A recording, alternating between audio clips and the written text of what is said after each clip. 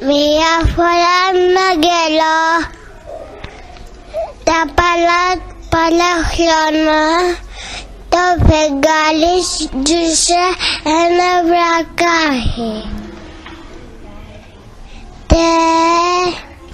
Και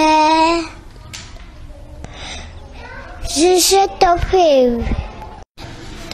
Παίζανε κρυφτό το βατράχι με το φίδι και όλο το φίδι έβρισκε το βατράχι και βρήκε μία δέα να γίνει αόρατο, να μην τον βρίσκει. Μ' αρέσει κόλλα να με βρίσκει το φίδι. Μετά πήγε στο αστέρι και του ζήτησε το βατράχι. Όλο με βρίσκει το φίδι, σε παρακαλώ, φτιάξε μου ένα φίλτρο. Θα σου δώσω ένα φίλτρο, αλλά πρόσεχε, μη σου πέσει γιατί δεν έχω άλλο. Αχ, μην ανησυχείς, εγώ θα το πάω να το κρύψω. Πήγε το βατράχι και το έγραψε σε ένα φεγγαρότουβλο και είπε μετά το βατράχι, θες να παίξουμε κρυφτά? Και είπε το φίδι ναι.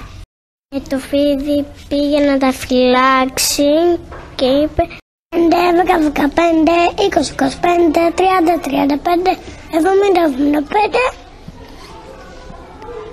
και βγήκε. Το βατράχι χοροπήδηξε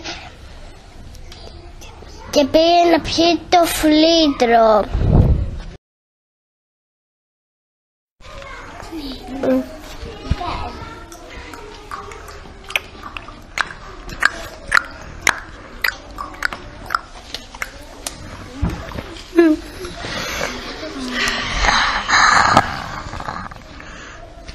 Το βατράχι έγινε αόρατο και το φίδι έψαχνε και έψαχνε και δεν το βρήκε και είπε «Α, πού να κρύφτηκε αυτό το βατράχι, μάλλον θα έκανε ζαβολιά». Το φίδι πήγε στο αστέρι.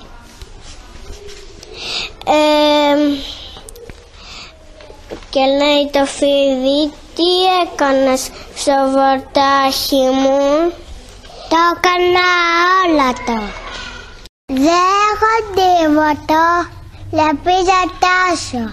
Δεν είχε υλικά και έψαχνε στα ντουλάπια.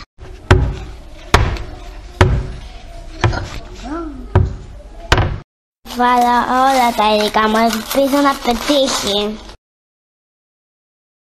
Το βατράχι ένιωθε μοναξιά. Ένιωθε πως είχε κάνει λάθος.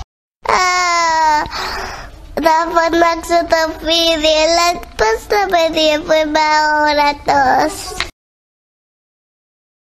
Φωνάζει το φίδι. Φίδι, φίδι, έλα να με βοηθήσεις.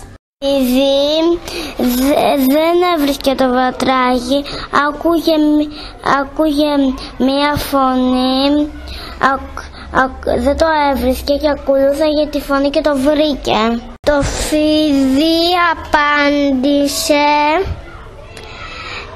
στο βατράχι, πάμε, το αστέρι έχει έτοιμο το αντίδοτο.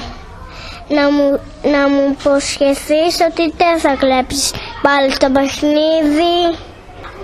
Όχι, απάντησε το βατράχι. Το υπόσχομαι. Μπήκανε στο αστέρι. Μετά είπε στο βατράχι, έκανα λάθος. Μπορείς να μου κάνεις όπως ήμουνα πριν? Έτσι δεν έγινε. Πιο το αντίθετο και έγινε πιο όπως πριν.